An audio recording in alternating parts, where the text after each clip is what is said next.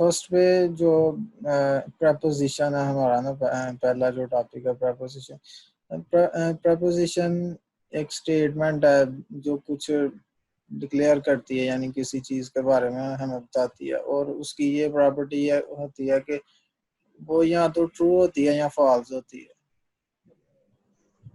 ऐसी कोई स्टेटमेंट जो किसी चीज को डिफाइन कर रही हो, और या तो वो ट्रू होगी या फॉल्स होगी, उसे हम प्रपोजिशन कहते हैं।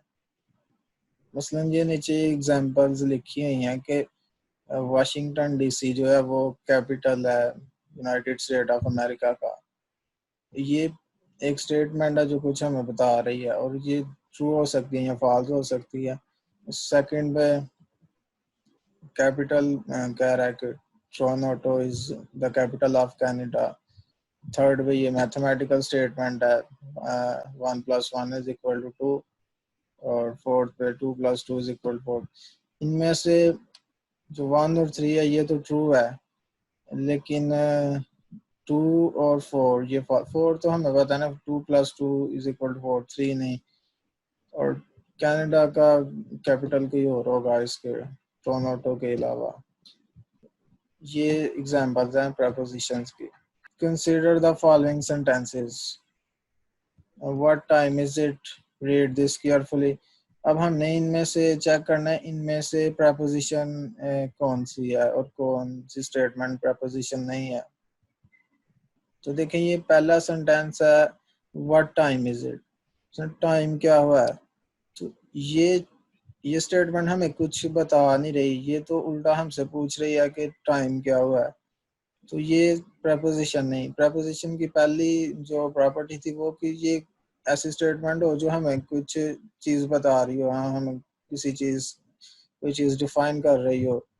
तो ये तो उल्टा पूछ रहे, इसमें क्वेश्चन है, तो क्वेश्चन स्टेटमेंट जो होती हैं वो प्रपोजिशन नहीं होती। नेक्स्ट सेकंड स्टेटमेंट है read this carefully. Read this carefully ये एक हुक्मिया फिक्रा है, मतलब हमें ये कोई एक्शन दे, हमें काम दे रहा है कि ये आपने काम करना है।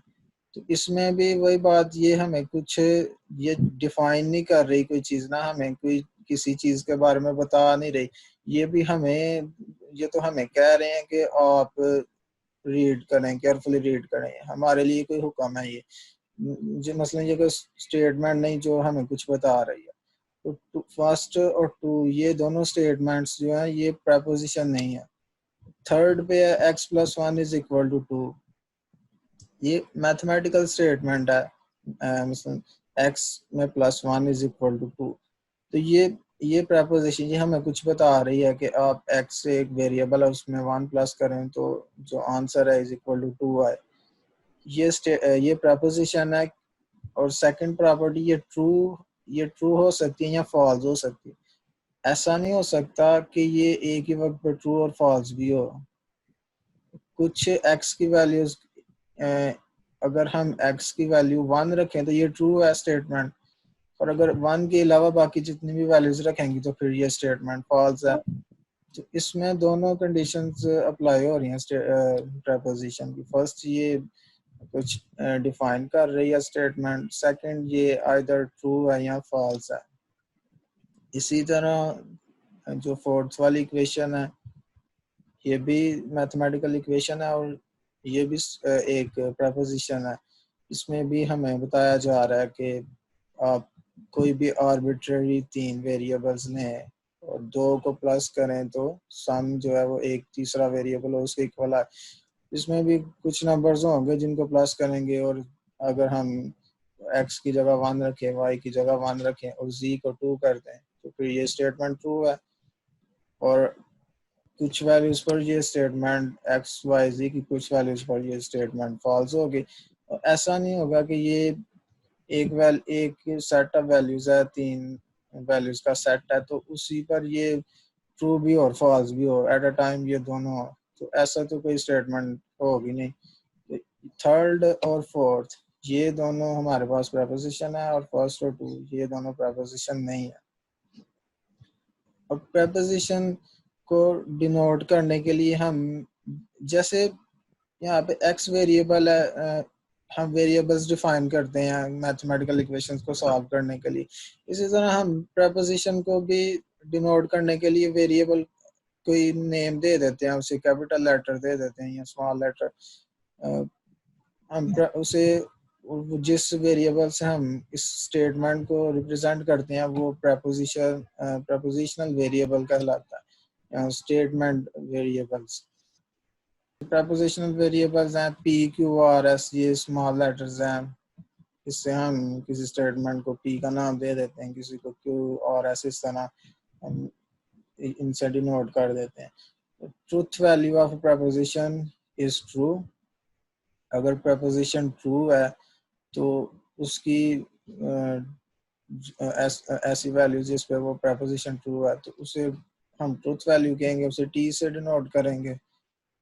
और जब वो प्रपोजिशन फॉल्स है तो उसे हम एफ से डिनोट करेंगे कि ये प्रपोजिशन फॉल्स है, ये स्टेटमेंट फॉल्स है। और ये आगे कह रहा है कि हम प्रपोजिशनल कैलकुलस है, ये प्रपोजिशनल कैलकुलस है, इसमें हम प्रपोजिशंस के ऊपर डील करते हैं, प्रपोजिशन की स्टडी करते हैं। और प्रपोजिशनल या प्रपोजिशनल लॉजिक कहते हैं इस स्टडी को।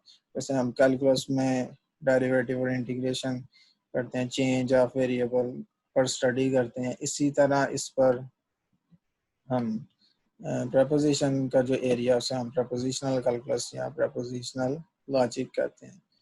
और ये आगे लिखा हुआ है कि इसे first time Greek philosopher Aristotle इसे डेवलप किया था। हम दो प्रपोजिशन उनको कंबाइन करके एक न्यू प्रपोजिशन भी बना सकते हैं। दो कंडीशंस, दो स्टेटमेंट है, उन दोनों को कंबाइन कर लें तो एक थर्ड स्टेटमेंट बन जाएगी।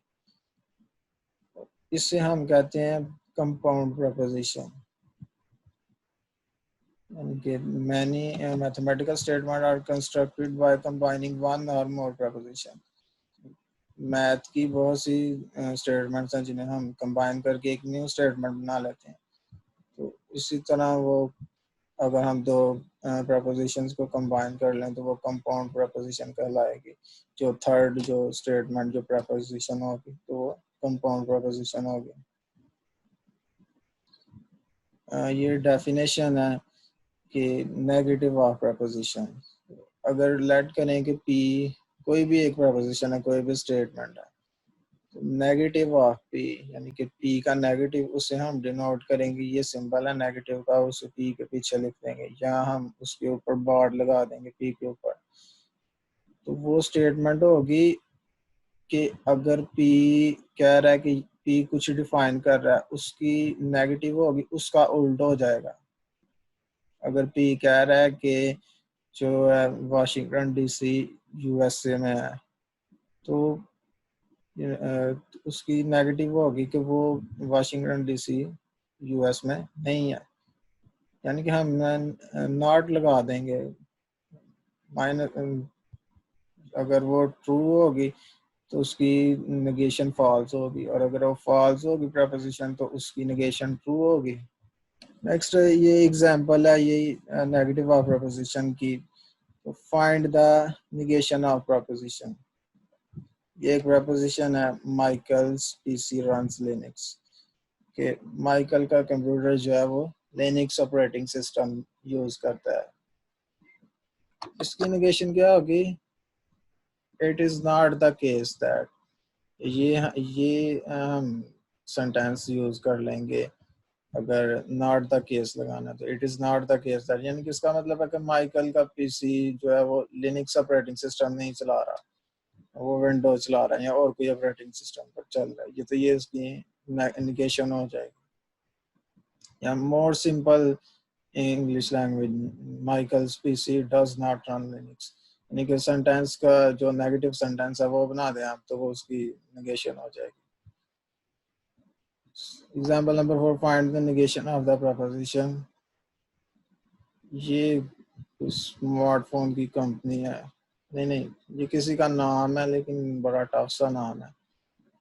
वो कह रहा है कि उसके स्मार्टफोन में ना जो एटलीस्ट मेमोरी है वो 32 GB है। ये भी एक प्रपोजिशन है, हमें कुछ डिफाइन कर रही है स्टेटमेंट, और ट्रू भी हो सकती है और फॉल्स भी हो सकती है। तो ये प्रपोजिशन है, इसकी निगेशन क्या होगी कि उसके स्मार्टफोन में एटलीस्ट 32 GB की मेमोरी नहीं है। तो ये इसकी निगेशन है। ये तो सिंपल है ना, अभी बहुत इजी है। तो अगर हम ट्रुथ टेबल बनाना चाहें, यानी कि टेबल बनाना चाहें उसका, ट्रुथ टेबल का मतलब होता है ऑल पॉसिबल कंडीशंस को हम इकट्ठा करके लिख लें। एक प्रपोजिशन है तो उसकी सारी पॉसिबल कंडीशंस को हम इकट्ठा करके लिख लें तो उसे ट्रुथ टेबल कहते हैं। तो ये प्रपोजिशन है पी, इसकी क्या कंडीशंस हो सकती है, या ये ट्रू हो सकती है या ये फॉल्स हो सकती है, दो ही कंडीशंस हो सकती है ना इसकी। और इसके नेगेटिव की क्या कंडीशन हो सकती है, अगर ये ट्रू है तो नेगेटिव फॉल्स होगा, और अगर ये फॉल्स है तो इसका नेगेटिव ट्रू होगा। तो ये ट्रूथ टेबल है इसका प्रपोजिशन का। कॉलम्स में रो रो पर हम लिखते हैं पी और इधर लिखते हैं निगेशन ऑफ पी, और कॉलम्स में इसकी ऑल पॉसिबल वैल्यूज लिखते हैं पी की, और फिर इसके सामने अगर ये ट्रू है तो उसकी जो वैल्यू होगी निगेशन के बाद वो लिख देते हैं। ये निगेशन है ना प्रपोजिशन की, हम इसे निगेशन ऑपरेटर एक ऑपरेटर के तौर पर भी कंसिडर कर सकते हैं, और हम कहते हैं कि जो निगेशन है वो प्रपोजिशन पर निगेशन ऑपरेटर यूज किया और वो उसका रिजल्ट है। इस पी पर हम निगेशन ऑपरेटर यूज करते हैं और ये फिर उसका रिजल्ट है, उस ऑपरेटर का रिजल्ट है। तो the negation operator construct a new preposition, यानी कि वही जो निगेशन ऑपरेटर है वो एक न्यू प्रपोजिशन बना देता है। तो पीछे जो सिंगल प्रपोजिशन है उसे यूज उस पे ऑपरेशन करते हैं निगेशन, और फिर हमारे पास एक न्यू प्रपोजिशन आ जाती है। आगे वो कह रहा है, we will now introduce logical operators that are used to form new proposition or from two or more existing propositions. अच्छा, निगेशन जो ऑपरेटर है वो लॉजिकल ऑपरेटर है जो हमारे पास एक प्रपोजिशन पर अप्लाई होता है और फिर वो आगे नेक्स्ट न्यू प्रपोजिशन बना देता है। इसी तरह हमारे पास दो और ऑपरेटर्स हैं, तो इन ऑपरेटर्स को कनेक्टिव्स कहते हैं। कि ये जो लॉजिकल ऑपरेटर्स है ना, जो टू या टू से ज्यादा प्रपोजिशंस पर हम यूज करते हैं और फिर न्यू प्रपोजिशंस बनाते हैं, उनको हम कनेक्टिव्स कहते हैं। यानी कि वो ऑपरेशंस जो प्रपोजिशन को कनेक्ट करते हैं, जैसे let P and Q be proposition, ये दो प्रपोजिशन है पी और क्यू, तो इनकी कंजक्शन पी और क्यू की जो कंजक्शन है उसे हम डिनोट करेंगे पी और क्यू, पी एंड क्यू। हाँ, इस सिंबल को एंड, ये एंड ऑपरेटर है, यानी कि दोनों ट्रू हो तो नेक्स्ट ट्रू होगा, अगर दोनों में से एक भी फॉल्स हो तो रिजल्ट जो है वो फॉल्स होगा। जैसे ये P and Q is the preposition, ये पी कंजक्शन क्यू। तो ये कह रहा है कि ये जो कंजक्शन है ये ट्रू होगी जब पी और क्यू दोनों ट्रू होंगे। कि अगर एक प्रपोजिशन है पी और एक प्रपोजिशन है हमारे पास क्यू, दो स्टेटमेंट्स है हमारे पास, तो हम कहते हैं इन दोनों स्टेटमेंट में इस तरह का रिलेशन पाया जाता है कि अगर दोनों में से एक भी फॉल्स हो तो जो उनका कंबाइंड रिजल्ट आए वो भी फॉल्स हो जाए। दो स्टेटमेंट्स है हमारे पास, और अगर हम उन दोनों को कंबाइन कर लें, अगर पी और क्यू दो स्टेटमेंट है और अगर हम उन दोनों को कंबाइन कर लें और इन दोनों में से अगर एक भी स्टेटमेंट फॉल्स हो तो उनका कंबाइंड रिजल्ट भी फॉल्स हो जाए। अगर दोनों स्टेटमेंट ट्रू हो तो फिर जो उनकी कॉम्बिनेशन से जो प्रपोजिशन बनेगी वो भी ट्रू हो, तो फिर उन दोनों में जो ऑपरेशन, जो उन दोनों में जो रिलेशन होगा वो कंजंक्शन होगा।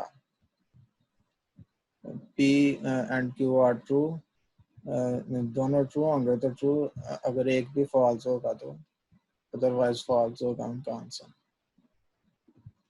अच्छा, इसका ट्रूथ टेबल पी और क्यू का अब हमने ट्रूथ टेबल बनाना है। तो ये पी और क्यू, अब देखें, हमने ऑल पॉसिबल वैल्यूज लेनी है इन दोनों प्रपोजिशंस की। तो पहली तो ये बात है कि पहली कंडीशन ये है कि एक प्रपोजिशन P ट्रू हो सकती है, Q भी ट्रू हो सकती है, और उन दूसरी कंडीशन ये है कि P ट्रू हो सकती है और Q फॉल्स हो सकती है। थर्ड कंडीशन ये बनती है कि P फॉल्स हो सकती है और Q ट्रू हो सकती है, और इसी तरह फोर्थ कंडीशन दोनों फॉल्स हो सकती है। जब पीछे हमने नेगेशन ऑपरेटर किया था तो उसमें एक प्रपोजिशन थी, एक प्रपोजिशन का जो रिजल्ट जो पॉसिबल कंडीशंस होती हैं वो ट्रू होती हैं, यानी कि ट्रू या फॉल्स हो सकती है। और अगर हम दोनों के दो प्रपोजिशन है उनके ऑल पॉसिबल रिजल्ट को लिखें कंबाइन करके, तो फिर हमारे पास जो है वो 4 वैल्यूज आती हैं, यानी कि यहाँ दोनों ट्रू हो सकती हैं, या पहली ट्रू दूसरी फॉल्स, पहली फॉल्स और दूसरी ट्रू, या दोनों फॉल्स हो सकती हैं। जितनी ज़्यादा आप प्रपोजिशंस यूज़ करेंगे उनके ट्रूथ टेबल में जो वैल्यूज होगी वो हमारे पास आएगी 2 की पावर यहाँ पे कितने हमारे पास हैं, 2 प्रपोजिशन है तो 2 की पावर 2, उसके ट्रूथ टेबल में 2 वैल्यूज आएंगी। और पीछे यहाँ पर एक थी, एक प्रपोजिशन है तो इसके ट्रूथ टेबल में कितनी वैल्यूज आएंगी, 2 की पावर 1, यानी कि 2 वैल्यूज आएंगी उसकी इसके ट्रूथ टेबल में। तो इसमें 4 वैल्यूज आएंगी, और इनकी कंजक्शन ये होगी कि दोनों ट्रू हैं ट्रू, अदरवाइज फॉल्स। इसी तरह डिसजंक्शन, ये भी एक लॉजिकल ऑपरेटर है जो P और Q को आपस में प्रपोजिशन को रिलेट करके तो थर्ड प्रपोजिशन बनाता है। इसमें इसका उल्टा है कि अगर दोनों में से दोनों फॉल्स हों तो फिर आंसर फॉल्स हो, और अगर दोनों ट्रू हो या दोनों में से एक भी ट्रू हो तो आंसर ट्रू हो। ठीक है, थैंक यू आप सबका जिन्होंने भी ज्वाइन किया। नेक्स्ट वीडियो इंशाल्लाह लास्ट 3 days।